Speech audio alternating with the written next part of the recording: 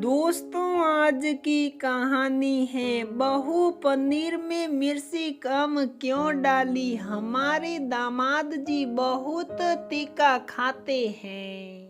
दोस्तों, कहानी शुरू करने से पहले अगर आपने हमारे चैनल को सब्सक्राइब नहीं किया है तो सब्सक्राइब कर लीजिए ताकि आपके पास पहुंचे हर नया वीडियो।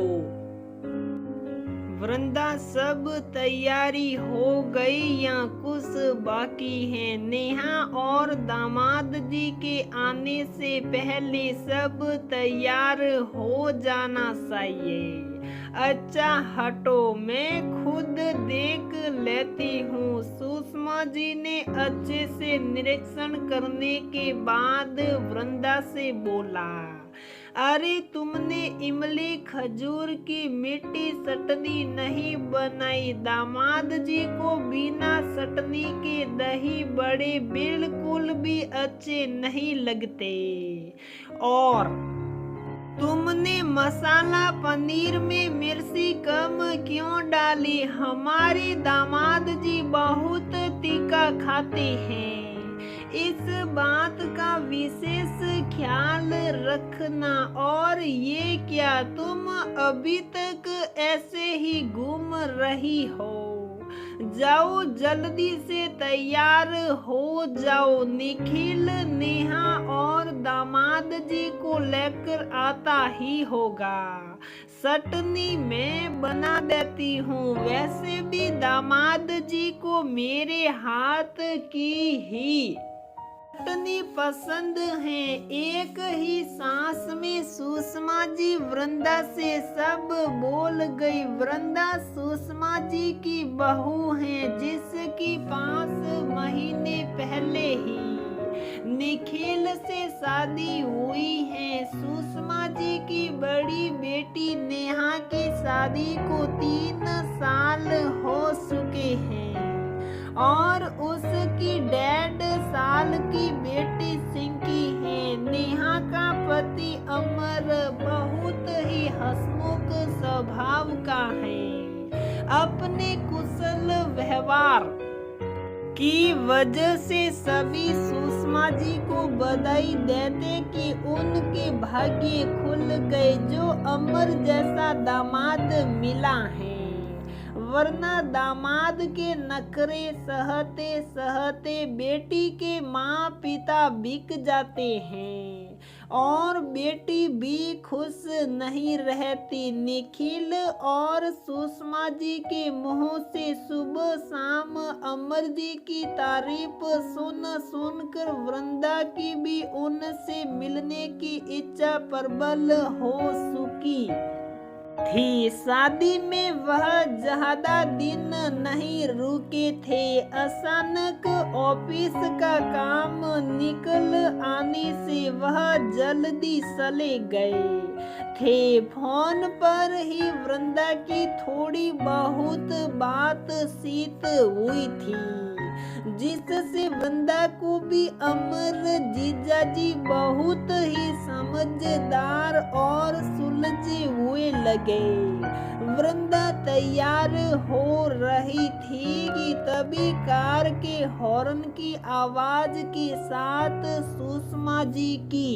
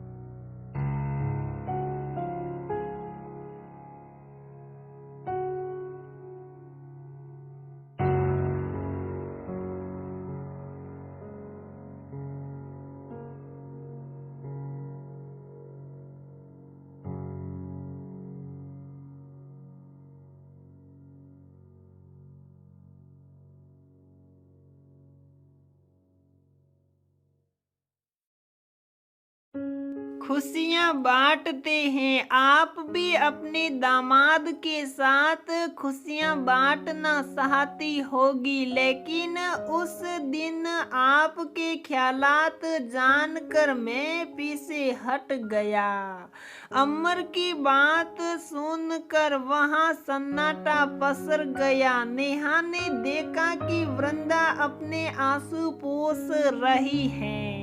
निखिल सिर झुकाकर बैठा है और सुषमा जी के चेहरे पर की कर्तव्य मुंड के भाव हैं। सुषमा जी के हाथ से फोन लेकर अमर को बाद में कॉल करती हूँ कहकर फोन कट कर दिया। मम्मी, मैं ये सब क्या सुन रही हूँ?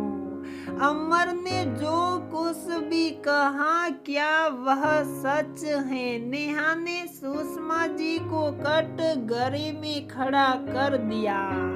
वृंदा अपने कमरे में चली गई और उस दिन को याद करके रोने लगी। जब उसके मायके में निखिल का सभी बेसब्री से इंतजार कर रहे थे और वह नहीं पहुंचा था। अपनी मम्मी से पहली बार वृंदा ने झूठ बोला था कि ऑफिस की जरूरी मीटिंग की वजह से निखिल नहीं आ पाए हैं। तभी वृंदा के आंसू पोंछते हुए सुषमा जी उसके पास बैठ गई।